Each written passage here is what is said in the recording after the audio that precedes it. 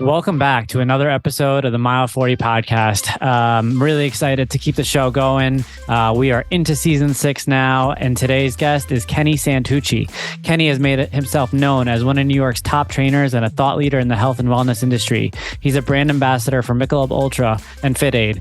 He's the host of FitAid Morning Show, Michelob Ultra Movement, Fitness Festival, and more. Santucci has established himself as a force within the fitness space. I'm really excited that we got this episode lined up, Kenny. I know you're the creator of Strong New York, New York's biggest health and fitness festival, an immersive day of workshops, panel discussions, workouts, and inspiring conversations with the best in-class wellness professionals, industry leaders, and change makers. I've heard a lot about Strong New York, and I can't wait to dive in. First and foremost, thanks for joining me today. Dude, thank you. I know we've had this on the docket for a long time, so I'm finally glad we got to make this happen. Of course, man. One thing I know about you is that your story is comprehensive. It's got ups and downs inside and outside of the fitness world. But what I love about how it's all come together is everyone I know in the fitness scene in New York over the last 5-6 years knows who you are. And that's whether it's in the running community, whether it's in the HIIT community, whether it's in the strength community, everyone that I've come across says something to the tune of, have you ever met Kenny Santucci? And it was only recently that you and I have met. So why don't we scale things back for a second here? And why don't you tell us a little bit about where you're from and how you got here? Yeah. Growing up a heavy set kid in an Italian family in Newark, New Jersey. Fitness was never a thing that was talked about in my house. I mean, I was born in 83, and health and wellness wasn't what it is today, right? There wasn't as much information readily available. But I knew that I was uncomfortable on a daily basis. I wasn't happy being overweight. I didn't understand it. So, I started to do the things that the people that I admired were doing. Obviously I was a kid of the 80s and 90s, and I grew up watching, Sylvester Stallone and Arnold Schwarzenegger and Jean-Claude Van Damme and all these guys, and they all had great bodies and they were all big movie stars and people loved them. I obviously loved them. So I just wanted to start doing the things they did. There was a little deli next to my high school that sold, muscle magazines and pornos and everything else. Back then you couldn't get free porn and free information online. So you had to get it from magazines. So I'd go to this little deli next to my high school in Jersey City. And I'd steal a couple different magazines. I'm not going to say they were all fitness, but I took a couple, and I would take some of the workouts out of the magazines and just do like Triple H's arm workout and The Rock's leg workout and, Arnold Schwarzenegger's, back workout. And I would just do these all the time. I'd take them to the gym with me. I would go to my high school gym, and then I joined my first gym when I was like 14, 15 years old. It's called Strong and Shapely. It's in New Jersey. It's still around. My brother actually still goes to that gym. I got into the health and wellness world just by, reading magazines and reading old books on health and wellness and strength and conditioning. Just because I was interested in it. I hired my first trainer when I was in maybe 20, 21 years old. I wanted to do it in school. And I remember my guidance counselor at the time, I said I want to be a personal trainer. And they're like, that's the worst career path you could possibly take. Nobody really does that. You're not going to make any money. It's always a side job for people. I hired my first trainer when I was 2021. I loved what he was doing with me. I got the opportunity to a couple of years later work with Joe DeFranco, who I fell in love with, who's still a mentor to me to this day. Huge fan of his. I was like, I really enjoy what these guys are doing and what they do on a daily basis. So I decided to make it my own career, and I've been doing it ever since. So it's been 10 plus years that I've been fitness professional, I'd like to say, because I get paid to do it. I don't ever like to say I was doing it ever before then, because unless you're getting paid to do what you say you do, you're probably not doing it. I just fell in love with it. And, Strong New York and all the gyms and everything that I've done up to this point has all just been a passion project, right? And we've done a lot of this stuff if I wasn't getting paid or not. I love it. I enjoy it. But you can't be a professional at it until you get good enough that people want to pay you. I love it. I want to go back really quick into childhood. You said you were heavy set. I've seen some of your before and after shots. I want to ask, were you the first in your family to kind of embrace health and wellness? And were you kind of breaking a curse of sorts around you at that time? Yeah, at the time I was, grilling chicken on a George Foreman grill and eating tuna out of the can. And my mother thought I was a complete wacko. I remember the first time I came home with creatine and my parents thought I was taking drugs. My dad smacked the shit out of me because he thought I was taking steroids. That shows you how little people knew actually back then, like what was actually going on. But yeah, I was the first one to really dive into it. And now, my sister, my brother-in-law, they're super into fitness. My mom, I send my mom to a trainer, a friend of mine out in Jersey. She's got a gym in Caldwell. My mom goes there twice a week and works out with a trainer and then goes to class like 3-4 times a week. She didn't work out a day in her life till she was 60, 61. Now she's 72 years old and she's been working out for 10 plus years. It's very cool to see that. Me and my brothers, we always were into working out, but I was kind of the one who took it a little bit further than everybody else. I've done everything from Ironmans to marathons, triathlons, CrossFit competitions, jiu-jitsu tournaments, you name it.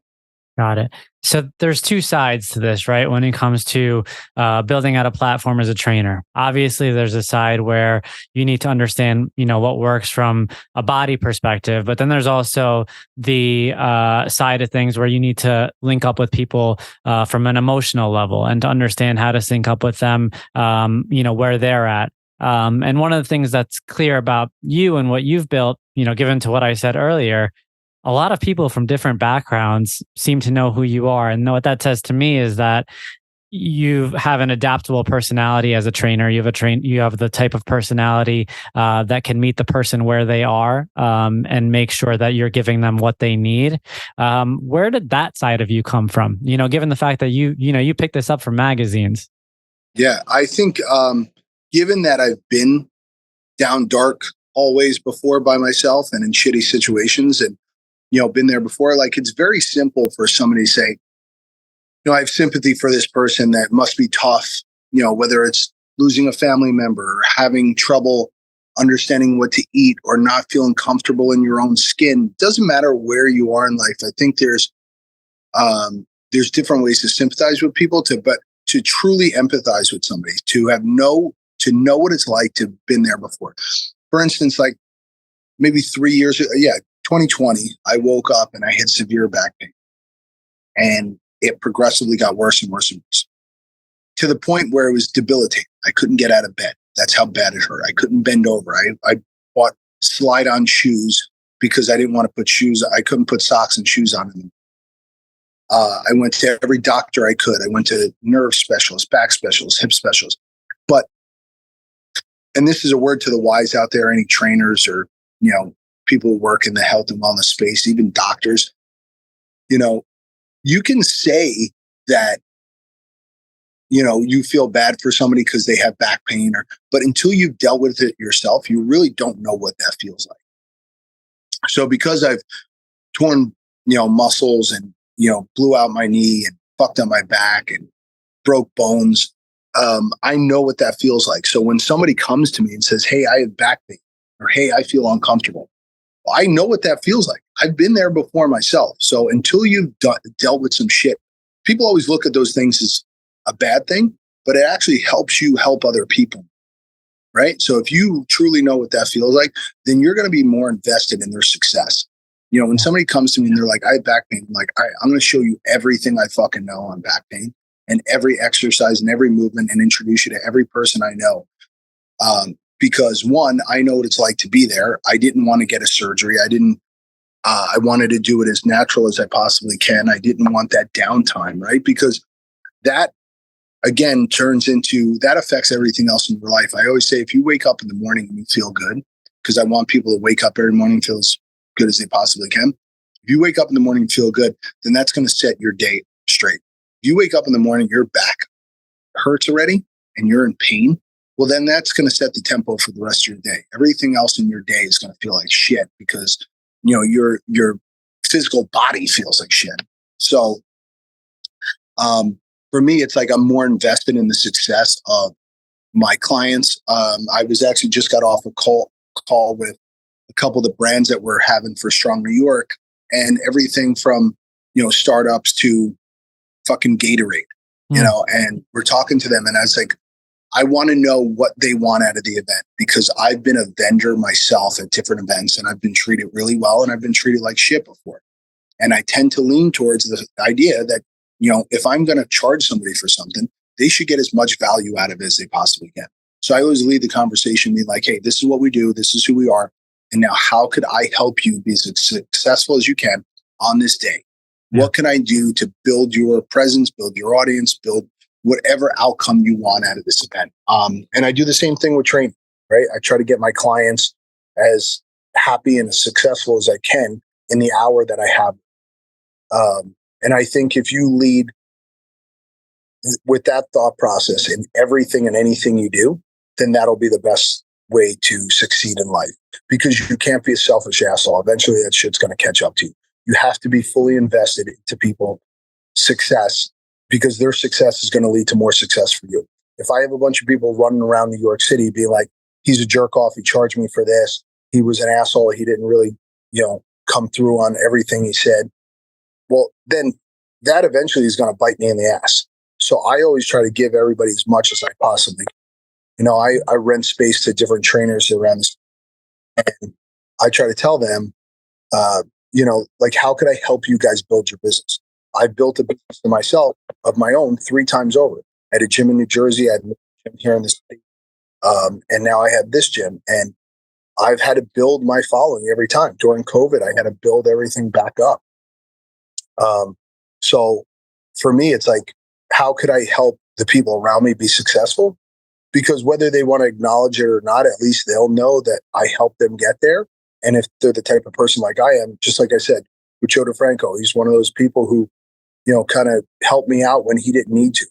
I have so many people in my life that have helped me when they didn't need to, that I still pay homage to today. A friend of mine, when I was going through a lawsuit with my first gym in New Jersey, my best friend's dad helped me out with all the legal bullshit with it. And it was such a pain in the ass. And still to this day, I just feel obligated. Every year on Christmas, I send a huge gift basket to his office to thank him, because that was a pretty shit time for me. And I just wanted to get out of this whole thing. And he had helped me and did everything he could. He went above and beyond what he had to do. And he did a great job. And I appreciate that. And still to this day, and it's almost 10 years ago, probably even longer than that. For me, it's like, you help those who help you, and you help as many people as you can, and life will be pretty good at the end of the day. What I love about this is, this isn't lip service. This is experience speaking right now, right? And that's something really to take away if you're a listener right now. You can kind of feel the emotion around what you see is what you get, but what you get is based on what Kenny's lived through. And what I want to do now is I want to kind of walk listeners back to how you went from that meeting with your counselor to opening your first business, and what that may have entailed, and where the first business was. Yeah. So, I was in college 2001. So I think the first week I was in college, 9/11 happened. And then I graduated in May of 2005. My sophomore year, I went to go see my counselor, and I was an art and education major. A lot of people don't know that about me, but I'm kind of a nerd when it comes to comic books and stuff. Far before the whole Marvel and DC thing became huge, I was going to Comic-Con. I went to the first Comic-Con here in Texas, and there wasn't half as many people as there are today. But I've always been interested in art, every type of art. I'll go to museums, I'll check out different art exhibits around the city, and that's part of the reason I love living. Because at any given day, at any time, you see artwork, you experience it, so it's very cool to me. But I said, I want to do art, but I'm so invested in this health and wellness thing. I love it. I was really dialing my shit in college. I wrestled in college, and I wanted to get, as I got into college, I went from high school to college, and I was 171 in high school. I wrestled 171 in high school, but I sat around like 165, 167 most of the time without even trying. So I didn't really have to cut a ton of weight in high school. When I got to college, I was probably like 180, 185. And I had to cut down to 174. So I was cutting like 10 pounds every time I had to wrestle. So I was like, all right, how do I do this even more efficient? Right? I didn't want to sit I hated sitting in the fucking sauna with a bag on and doing jump ropes and extra runs and all this shit, because it was fatiguing. I was burning myself out more than I was helping myself. So I started to look into nutrition, and I'm like, oh my God, this stuff is so useful. And I want to share this because now I'm doing it for myself. I want to share this with, my friends and my family, because I want them to be successful as well. I want them to feel good, because I knew what it was like to be fat and feel like shit and have people not treat you a certain way. The world is so PC, but at the end of the day, it's like you're never going to change the way everybody acts and reacts to the way people look. It's like, oh, it's so wrong to make fun of heavyset people, but it's almost instinctual in us to be like, all right, this person's not trying, right? You're not putting in any effort, right? The rest of us are breaking our ass to stay in shape and eat well. Why isn't this person doing the same thing? Blah, blah, blah, whatever. So I wanted to help my family and my friends be, as healthy and happy as they can be. So I went to my guidance counselor and I was like, hey, how do I do this? How do I, simultaneously take both? She's like, you'll be in college for the next 8 years if you think you could do those two things that never really cross paths at all. Yeah. So I was like, all right, fuck it. I just wanted to get out of school. I hated college. I'm not a student. I'm not, the best at writing emails, let alone writing papers. So I wanted to get out of college. I graduated in 2005. I had done my first television show in September of 2005. And that kind of took me down this path where I had to be in great shape. I'm going on TV, and I'm like anybody else. So at that time, Men's Health would do, or Muscle and Fitness would do these articles on like, oh, how so-and-so gained 10 pounds of muscle for this role or that role. And I'm like, oh my God, I gotta learn this. I gotta learn this trick. Because I wanted to go on TV and look as good as I possibly could.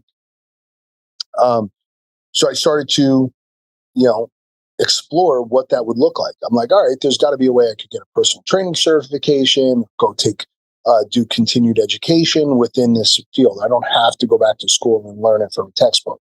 And I started taking courses, and I started like looking into like where people were doing like seminars and things like that. And at the same time, it wasn't as readily available, right? It was 2005. Google, I don't even think Google was a pre-iPhone. Yeah. Yeah. What, the iPhone came out in 2007, right? 2008. Yeah. So you got to hunt for these things. So I started doing it, and I just fell in love with it. And it was like what I looked forward to. And I remember telling my dad, I'm like, I really like doing this. He's like, what? How the fuck are you going to make any money doing this? I'm like, well, hopefully I'll be really good at it and I'll make some money from it. Fast forward 2012, 2013, the height of, or actually the beginning of the spike of CrossFit, right? Yeah. I had been in CrossFit for a little bit now. I was doing it in New York. I was doing it in New Jersey. I would go and look for other CrossFit gyms. This was at the time where it's like you go into a CrossFit gym, like you paid to drop in and you bought a t-shirt because you wanted to be like, I went to that gym and this gym and that gym. I got an opportunity with a couple people from one of the guys who actually used to work at Reebok to open up a Reebok CrossFit gym in New Jersey. I was going to be kind of the face and the trainer at the time. And, he was going to handle the finances and definitely handle the finances. He was taking money out of the account. That led to this big lawsuit, which was a fucking nightmare. I don't encourage anyone to ever sue anybody or, go through a lawsuit ever regarding anything, whether it's marriage or anything, because it's a fucking nightmare. And the only people who make money are the attorneys. And you've probably heard people say that 1,000 times, and people still get into shitty business situations. That's why the gym I have today is I'm a sole owner. No, I don't owe anybody anything. My event, I own everything. People always say to me like, oh, why don't you blow this up? Why don't you get investment? I'm like, because when you start to pull on investment, from different people, there start to become more and more expectations. And if you want to have control over something and you want to do it the right way, if you want to do it your way, which is obviously in your mind the right way, then you don't want 100 people's opinions. You don't want everybody with their hand in the fucking cookie jar. You want to do it the way you see fit. If you are an expert and you really know what you're talking about, then do it your way and have as few people involved as possible. So let me pull the layers on this really quickly. 2005, you said you started diving into TV shows. What kind of TV shows were you on in 2005? So I had dated a girl in college who was a huge fan of the Real World Road Rules Challenge. Okay. And we went to go try out for the Real World, whatever. Yeah. And we tried out for the show the September of my senior year in college. A year to the day later, I was on a TV show. I originally got casted to be a part of the Real World. Right before I was supposed to leave, they told me they had a change of heart. I'm not going. I told them to go fuck themselves. Huh. I finished out and God bless, thank God, everything happened. My mother's a huge advocate of saying everything happens for a reason. She was dead right when she said that, because I would have never finished college had I Sure. left for the show in January of 2005. But I stayed in school. I finished out till May. They'd call me up in June, asked me to do another show. I told them no. I was working at the time. I had a girlfriend. Then they called me back in August. And they were like, hey, listen, we have this competition-based show. You could win $250,000. I'm fresh out of college. Yep. I rest. I'm like, unless some fucking D1 football player or something showed up, I might be pretty good at this. I'd be gone for a month. I'd work for a month. I was like, if I could make $250,000 in a month, this is the most I'll ever make. Like, think about this. I've never been on a plane before. I rarely left New Jersey. I'd come into the city every once in a while, but like I was a straight fucking Jersey, Guido, blue collar, white trash, Italian fucking kid from New Jersey. Like every summer I've ever had, like when I hear people like, oh, I went to Disney. I'm like, I've still never been to Disney. I'm 40 fucking years old. I've never, unless I was working there, I'd probably never been to Europe. I've never been to Europe. For me, it's like I just never really traveled or anything. Right? Like I hadn't been on a plane at this point. So I go on the show. I take second place. I win more money than I knew what to do with. I started getting all these opportunities, and one right after the other. I was on every consecutive show for 7-8 years. Got it. And they were all competition-based shows. I just found myself to be pretty good at. Got it. When I got into...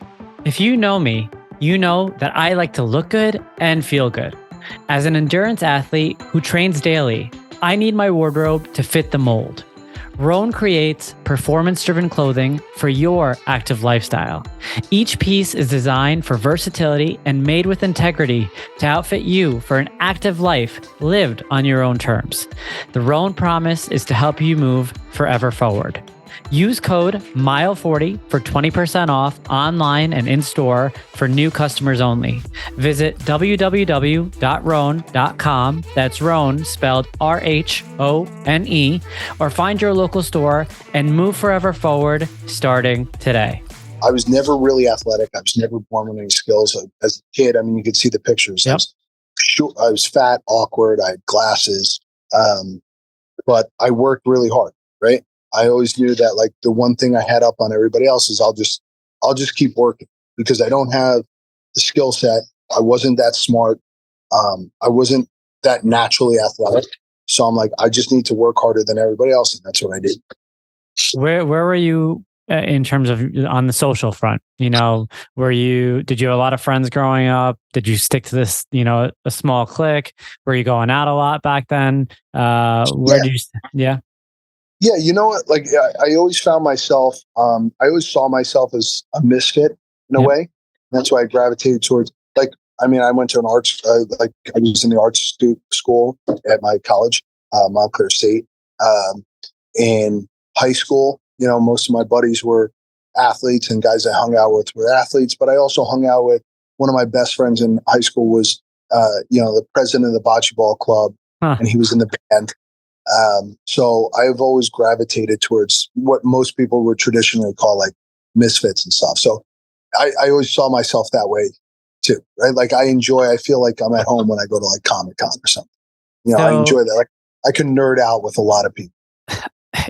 So there's so many things, so many factors here, right? Like your parents kind of being like, I don't know about you going down this route. And then even when you were trying to incorporate a healthy lifestyle when you were younger, even being questioned for that. And then, the friends that you kind of surrounded yourself with, not to say that health and wellness may not have been a priority, but clearly, a different sect of the community in terms of, the people that you were hanging out with. So you were kind of on this island alone in terms of like pushing for health and wellness being important.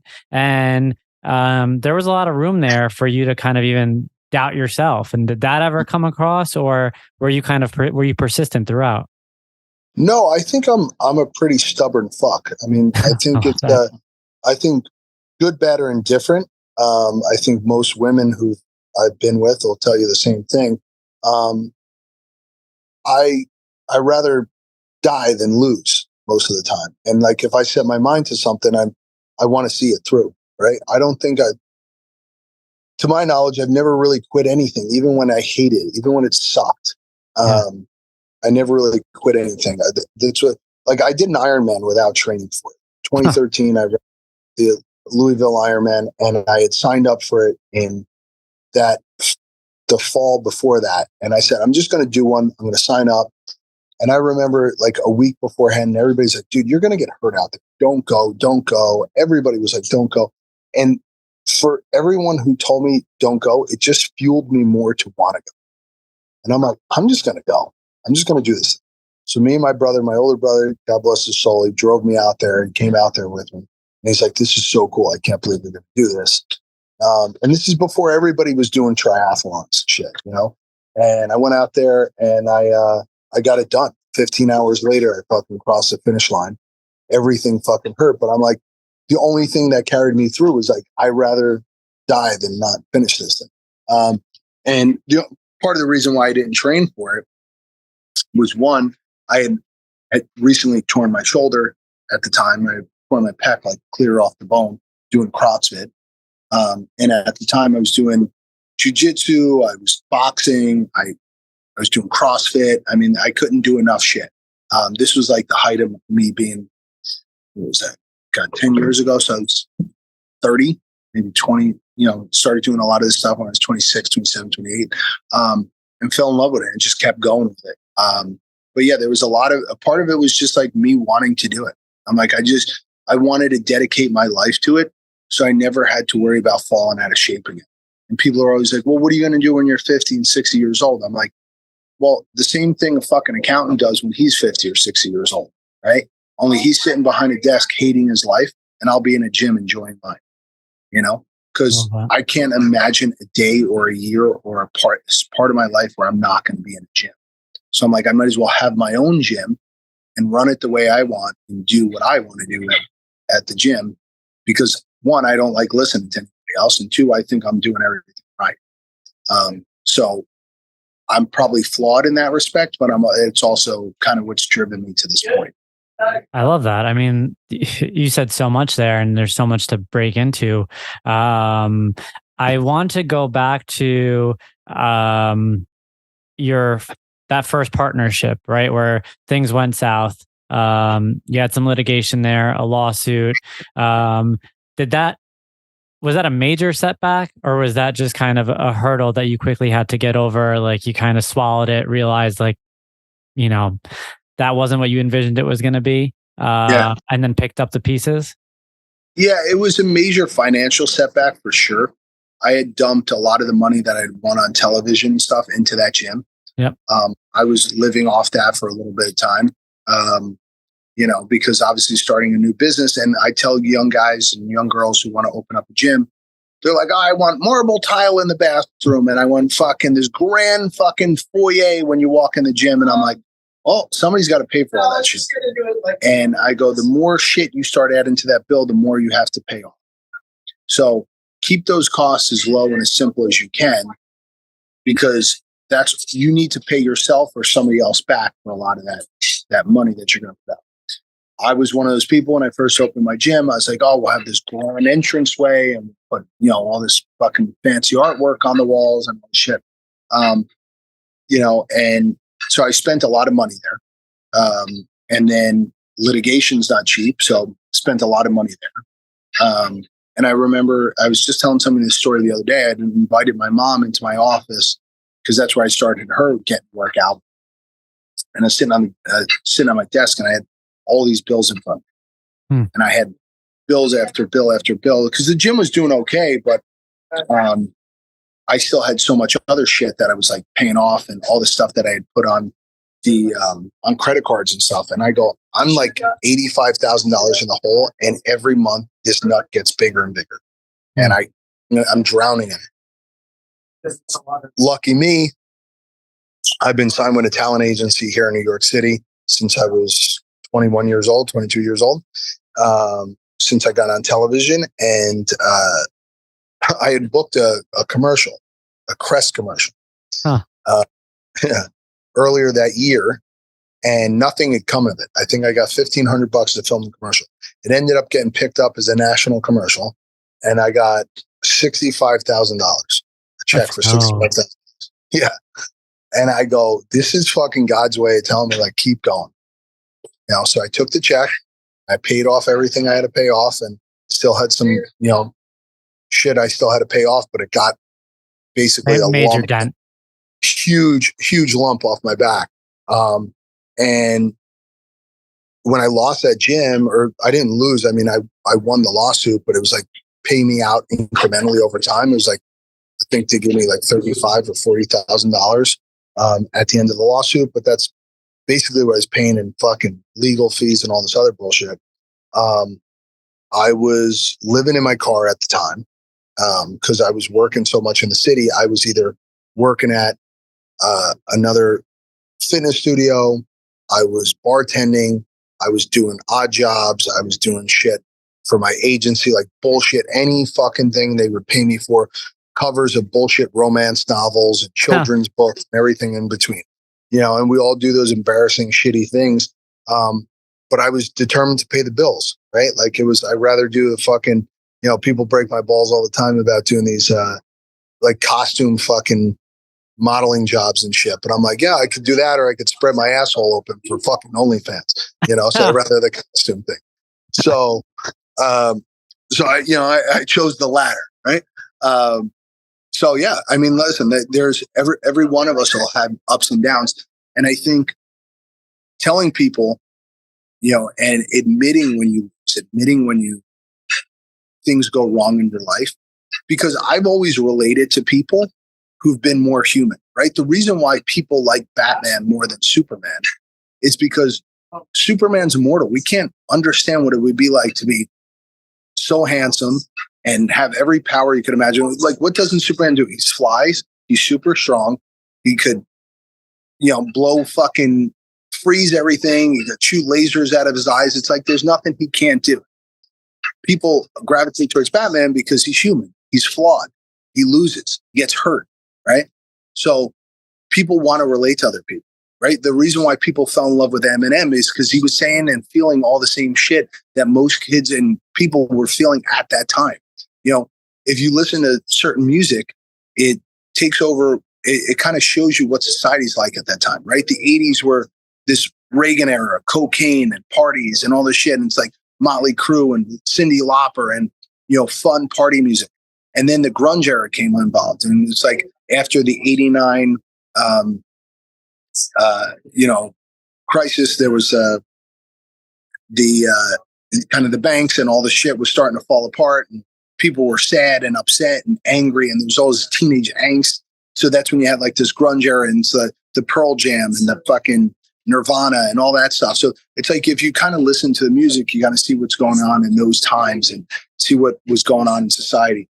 I always feel like what's going on with one person in society is probably going on with most others, right? I tell people, everyone's like, oh, well, your job's fine. And I go, no, everything that happens in New York affects my bottom line. Right? If people are moving out because of the pandemic, that's going to affect my bottom line, right? If people don't feel safe in New York City and start moving out or don't come out of their house, then that's going to affect my bottom line. So what do I have to do to make New York City a better place to live so that my business thrives and other people's business thrive? I'm not going to not go to the coffee shop down the block because the price of coffee went up. It's like, no, I need to contribute. I need to be a add to society becoming better. I want the guy across the street who has a coffee shop to survive, because he's going to bring more people to his coffee shop, which brings more people to the area that I'm in, which makes it more successful for me to be here. So competition happens at the bottom. I heard Gunnar Peterson say this not too long ago. Competition and collaboration happens at the top, right? And when you start to understand that you will help yourself more by helping other people, then you infinitely become more successful. So stop looking at everybody as someone you want to put out of business or see do what bad. Like when I see I want my clients to do well, right? Like one of my clients is my doctor. She was here today. I send all my clients. Why wouldn't, if I'm going to spend money or refer my clients to a doctor, why wouldn't I want it to be the doctor who supports me? And she in turn does the same thing. Yeah. And, my friend who's one of my clients is a real estate agent. I'm looking for, I potentially, hopefully like to open up another space. Why wouldn't I use her? Yeah. Why wouldn't I want to help the people around me? You want people to do well. So support the people around you and they'll support you. Yeah. Right? It's so simple and people fuck it up all the time. You're spot on. I mean, you couldn't have said it better. And, you talk about how comparison is the thief of joy. And you talk about how important it is to elevate those around you. I mean, you lift them up, that's all that needs to happen in order for the general ecosystem to rise up with you. And so you're spot on with that.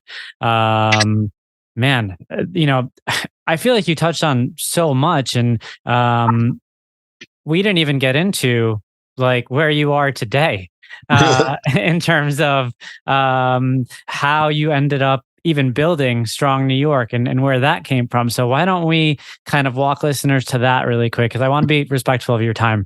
So why don't you tell us about how Strong New York started? So like I said, I got into the fitness industry and I kind of geek out on this stuff. And I love trade shows and I love going to different events and I love being a part of the community.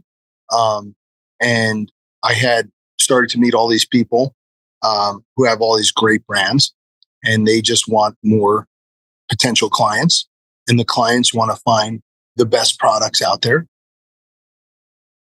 So I was meeting a lot of these people and I had this great network of people and I had a ton of clients, and I'd listen to certain people talk at different events and I'm like, oh man, I wish one of my friends heard that, because it's such a great nugget of information. Me regurgitating what somebody else said isn't the same as it coming from somebody else. One of the people I had just asked to speak at this year's Strong New York is a guy named Martin Rooney. I don't know if you know who he is, but hopefully we're going to get him at this year's Strong New York. And still to this day, he's probably one of the best motivational speakers I've ever heard. And I've been to Tony Robbins and I've been to everything. This guy fires you the fuck up. And he's so good at what he does. And, he's one of these people where I'm like, man, I want to get him in front of my clients and my friends, my family, so they could hear what this guy does. And around the same time, I'm going to all these fitness events. I was also live here in New York, and I went to the Food and Wine Festival, and I went to the New York City Coffee Show, and I went to Comic-Con, and I went to the Fashion Week, and I went to the New York City Boat Show, and I'm going all this shit, and I'm like, there's not one fucking fitness event. There's nothing for fitness. So I decided to create this fitness expo that I would want to go to, right? What would I want to go to, or what would I want to see? And, I've been to everything from FIBO out in Germany to the LA Fit Expo, right? Around the globe and back of fitness events. And I'm like, all right, I like this from this, and I like this from this, and I want this from this. And I wanted to put it all in the heart of New York and call it the simplest, stupidest thing that most people could get behind, right? No one ever sets out and goes, I'm going to get weaker. I want to be less productive. I want to be less effective. I want to be, I don't want to be strong. Everyone wants to be strong. Mentally, physically, emotionally, everybody wants to get stronger. And, some people might not feel about New York as they once did, and some people still love it. But regardless, in my world, in my mind, it's the center of the universe. So strong in New York are just two things that I believe in more than anything else. And that's where the name came from.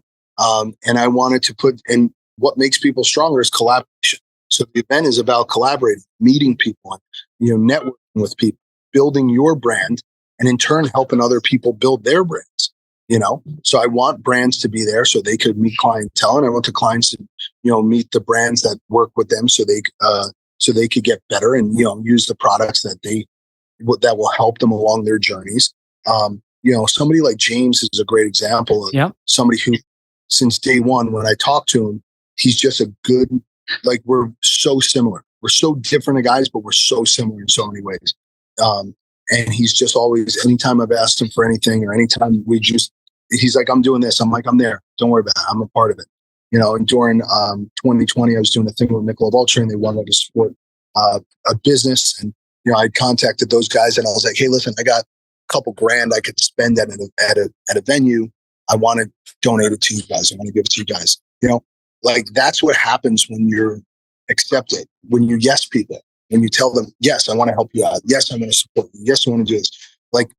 Gave them a fucking pretty nice injection of cash just because I was like, I like these guys. They're good people. They always support me. Well, I want to support them. Yeah. So I think more people need to start saying yes, and less people need to start saying no to opportunities where you're like, I might not get anything out of this today, but down the road I might. And, after the last event that we did, we had over 1,000 people at the last event. After the last event, or even right before the event, we were getting calls from Adidas and Gatorade and Coca-Cola to be like, hey, we want to be a part of this. But I've spent the last 7 years building this thing. Yeah. I put money on the line where I'm like, if I don't get this back, I'm fucked. And here I go again in 2023. I'm putting every year it gets more expensive to do and harder to do and harder to pull off. But I truly believe in it. I refuse to lose. I'm going to see it through no matter what. Even if it puts me in the fucking ground, I'm going to keep doing it. And I want the best people there and the right people there, and anybody who feels like they want to be a part of it. I had a girl who just hit me up on Instagram. She's like, hey, I'm transitioning from being in financial world and I want to get into health and wellness, and I see what you're doing. And she's like, I just want to be a part of that. I want to help out. I go, come to the gym for free, and you could come see what I'm doing. And if it's something that interests you, I want to bring you on board. And I met her, and she's a sweetheart. And obviously she's a very smart girl, former D1 women's basketball player. And, I'm like, of course, I'd want you a part of this, because I don't want to have to convince somebody that what I'm doing is a good thing. If somebody already believes in what I'm doing, well, then that's the person I want on board with. That's somebody I want to bring to help me build this even more, because I know I can't do it. I'm never going to be able to do it. I'm never going to be like, oh, well, I created this thing. It's like, no, if it wasn't for, Christy and my client Maria and, 100 other people that have helped me along the way. My sister and my brother-in-law come every year, and they're selling tickets. They're moving chairs. They do everything they could. My little brother, I had him and 5 of his friends pick up equipment from a gym in Hoboken, New Jersey, at 5 a.m, thousands of pounds of equipment, so that we had equipment at one of the events in 2019. Right. So everybody contributes, everybody comes in. And at the end of the day, whatever money I have left over that, I didn't spend building the thing out, I take everybody out to dinner and everybody for drinks. And if I have enough money to buy everybody something special just to say thank you, it's like, that's what I do. It's like, 20 grand isn't going to make or break or move the needle for me. So I rather show people my appreciation by spending that on them. And everybody's like, you're stupid. You should save that money. I'm like, yeah, okay. But I could also put 20 grand on a fucking credit card if I need to get something, so the magic is in the people and what happens, right? Because everybody's like, well, what's going to happen? I was like, the magic happens when you're there, right? When you get to network with people and hang out with people that you never thought you'd meet, or people that you never even thought you would meet or would hang out with, and you form a relationship with them. I love hearing when people are like, oh, well, I met my boyfriend at Strong New York, or I met my this company that now pays me fucking $4,000 a month to be an ambassador for them, and that helped me get a new apartment or whatever. Like, those are the things that I want to happen from. I'm a big believer in goodwill investments, and that is exactly what you are speaking about right there. Just doing the right thing, and knowing that, if you treat people the way that you're supposed to treat them and the way that you want to be treated, that ultimately it's going to get paid forward. And I personally am a huge proponent of that, and I feel like you're just spitting so much wisdom over here that I hope the listeners kind of soak in with regards to this. It's more than just a mindset. It's actionable. It's something that does pay off in the long run. And so thank you for sharing all that. As we wind things down here, I want to ask you, was there one moment in life that you consider to be a learning moment that was particularly difficult, whether it was, while you were opening up your businesses, whether it was in your personal life, anything you've come across where you just either learned something about yourself or about life in general, through a dark moment? Yeah. There was a point I was going through some serious shit, like I mentioned to you before. It was personal. It was, I was getting torn apart on, I was getting canceled before being canceled was even a fucking thing. I had broken up with my significant other. I lost a job. I mean, everything was fucking falling apart at the same time. And you kind of look at yourself in the mirror, which I did a lot. And I was like, what? I could take all these pills that are in my cabinet and hopefully I don't wake up from it. Or I could stop working backwards and start working forwards. What is something that I could do to help me feel good right now? I could go for a run. I could go to the gym. I could go hang out with my family. I could go do something that'll put a plus on my side, right? And I want to just slowly, over time, start increasing those pluses. Hang out with people that make me feel better. Do things that make me feel better. At the end of the day, I know drinking isn't going to make me feel any better because I'm going to fall out of shape and feel like shit. Doing drugs isn't going to help me out because that's only going to lead to more turmoil. Nobody's like, I started taking drugs and my whole life got better. No, right? Or like I started eating like shit and my whole life got better. No. Start doing the things that for a fact that 99.9% of people could agree on, that's going to make you feel better and do better. So I think adding up those wins, and that's what I started doing. I started doing things. I started doing competitions and started competing in things and starting to, opening up other doors, and working more and trying to accomplish more so that I felt better on a daily basis. So I didn't feel like shit.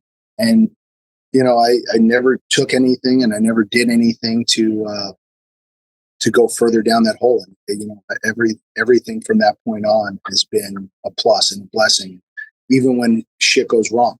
My last gym, I used to run Solace over on 32nd Street. And I put my heart and soul into that gym. And there's not a person around the world who wouldn't tell you that they thought the gym was mine. I don't care what anybody wants to tell you. There were papers drawn up and I was supposed to be an owner of that place and be a part of it. And I got fucked out of it. And instead of being vengeful and aggressive and negative towards it, I'm like, you know what? Everything fucking happens for a reason.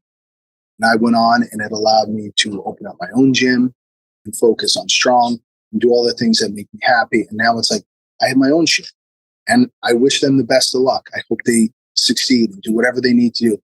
But, my time had ran up there and I could have easily got mad about that and did negative shit, but that negative stuff's only going to lead to more negative stuff. So I'm like, let me do something. Let me start building my own business. Let me see how I could put more pluses on my side. And that's what I did. And here I am 3 years later. It's going to take some time. It's not going to happen overnight, but work out, eat a better meal, eat something that's going to make you feel better about yourself. Go out and spend some time with some people that will make you feel better about yourself. I think those simple, easy things, one of the things that I say all the time and that I have on some of the Strong New York shirts is take care of the little things and the big things take care of themselves. And my high school football coach, who was also my high school wrestling coach, would say that to us all the time. Because I take care of the little things, the big things take care of themselves. And it has held true my whole life. It wasn't the one crazy workout that I did. It wasn't the time I won a district championship. It was the little things that I did on a daily basis, those things that that I didn't want to do, and I didn't think that mattered at that time. But as I compounded those things over time, have put me where I am at this point. That extra 20 minutes or half hour I put into training, the extra 20 minutes or half hour I put into a client and help them out, the extra time I spent at work,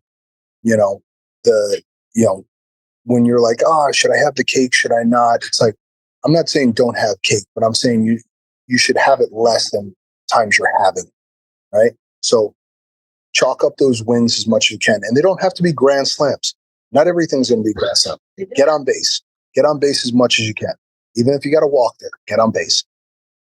Kenny, thank you for laying out, man. Thank you for stressing the importance of small wins, for being just so vulnerable, authentic, shooting us straight. This may have been, you may have been the biggest straight shooter on this show. Not to say anything bad about any other guests that I've had on. Everyone's been great, but you got raw, man. And I really, really appreciate it. And I know there's a lot of takeaways here. There's a lot of sound bites. But most of all, I know that there's going to be people out there listening to this episode with an ability to just relate, because you are real, man. And it's a real honor having you on.